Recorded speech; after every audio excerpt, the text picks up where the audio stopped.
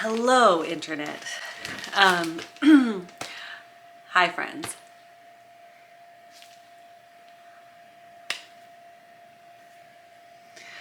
Hello, and welcome to what I guess is going to be a vlog sort of thing.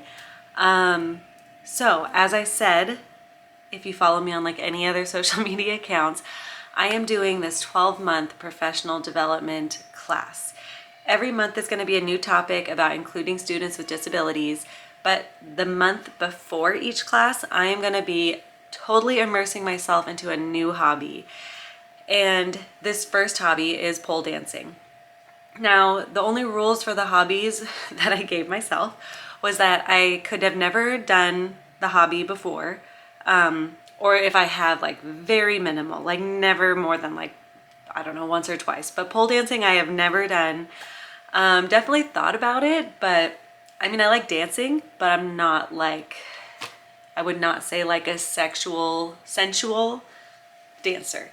As you see, as you can see. So I just bought my class pack of I'm doing 10 pole dancing classes. My first one was gonna be Wednesday, but I just got an email that they canceled it.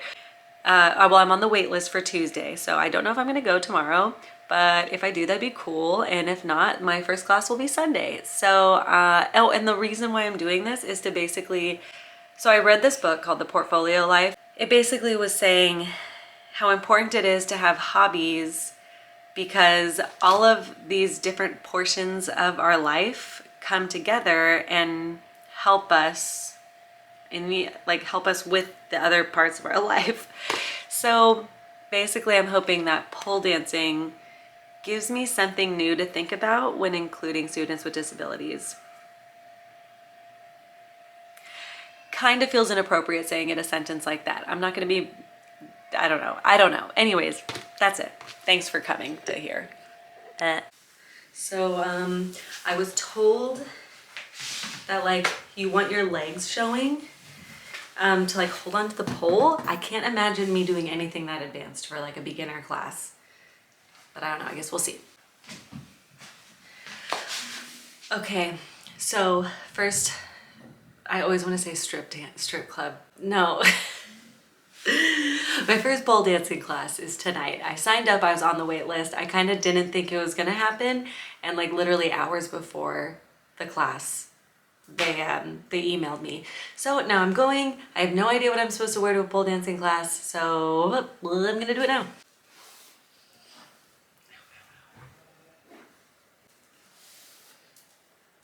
Hair talk.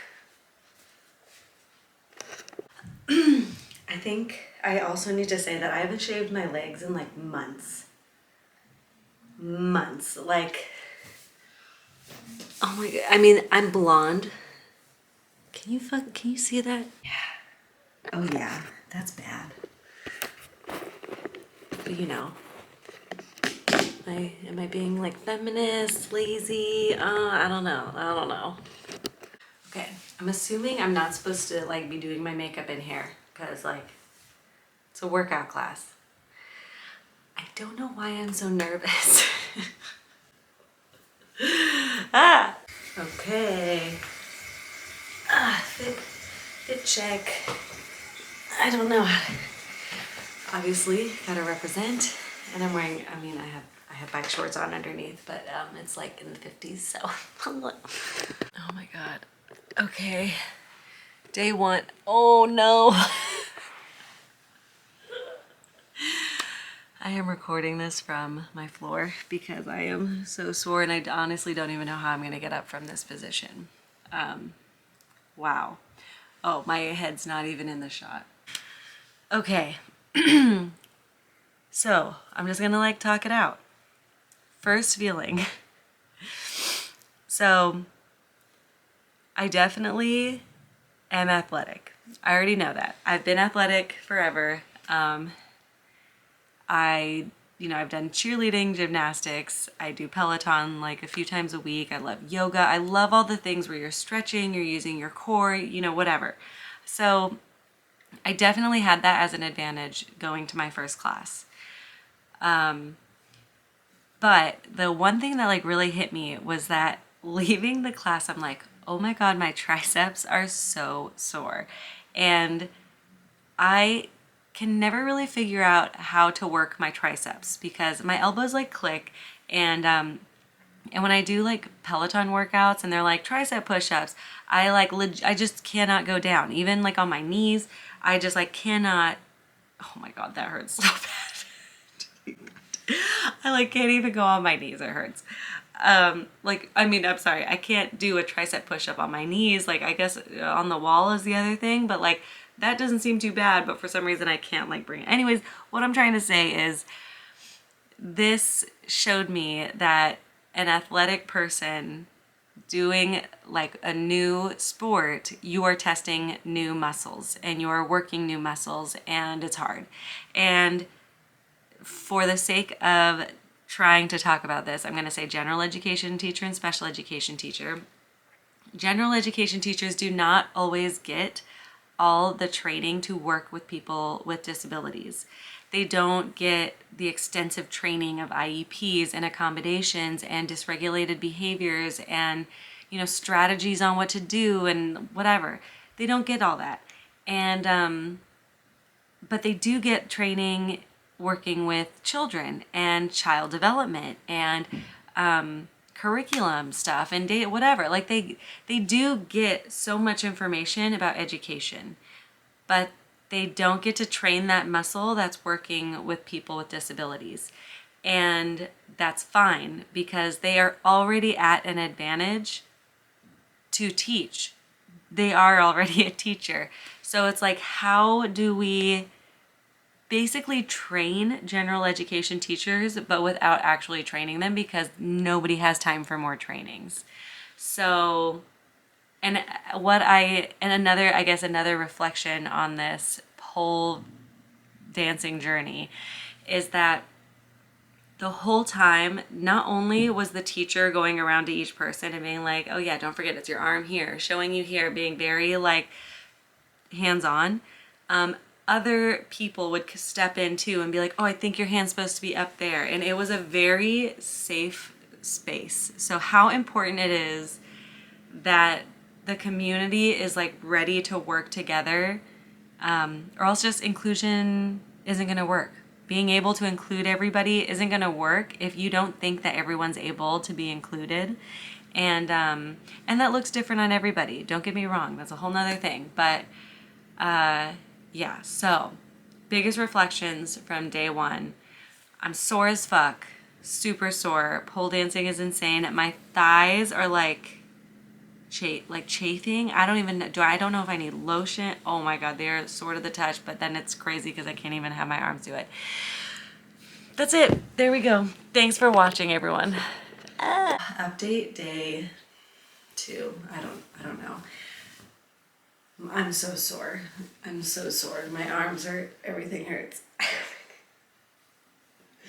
Oh, everything hurts.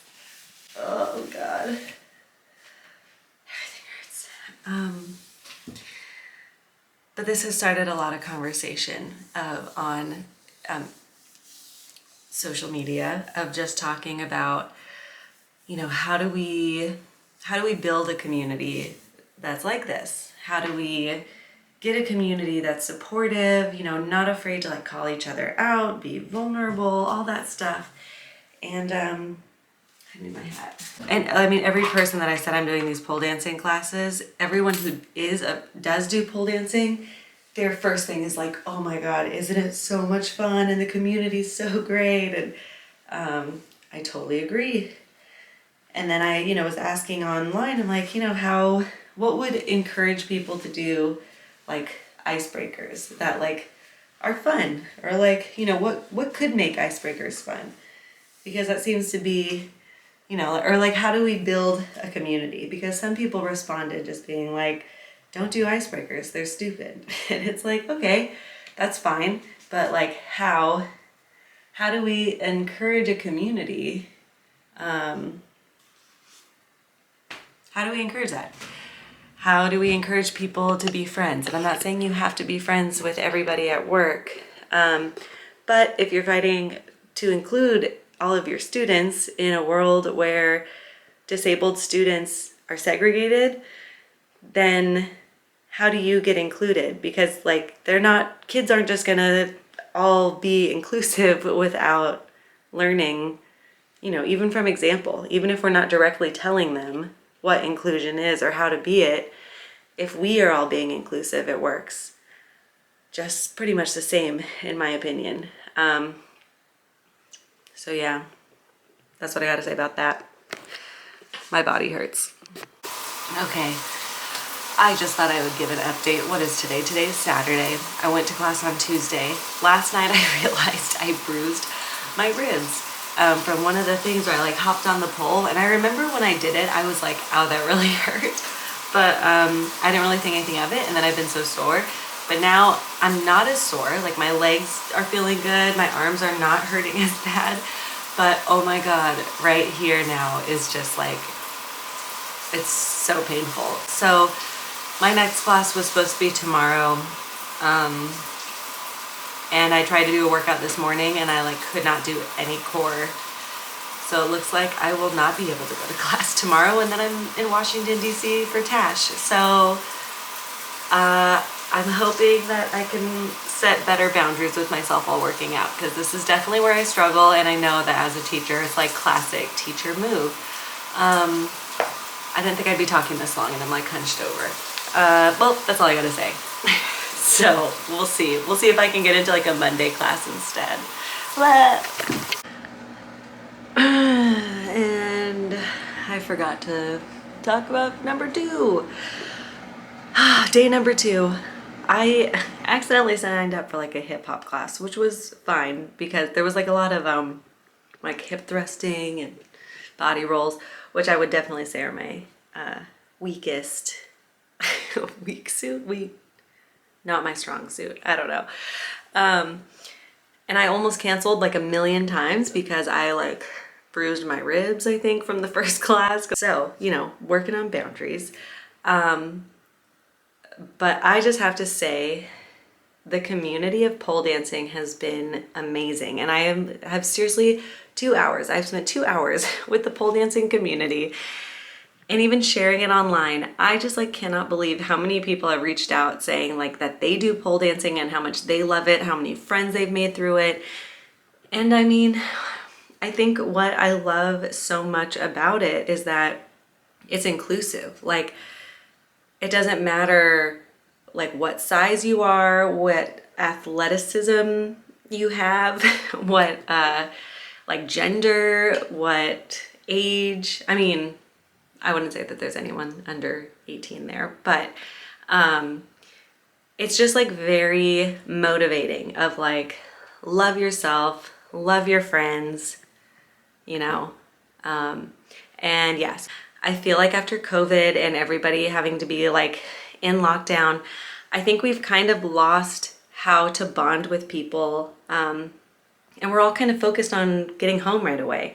So this has definitely inspired me to make like some sort of social digital binder that schools can just like have and like fill out the sheets and like use them as like, icebreakers or whatever to like get to know each other. Anyways, I am like, oh gosh, I am like snuggy. It's like oh gosh, I'm in this blanket now. I'm about to go chill and watch Frozen with my child and chill the F out. Hello. Man, okay.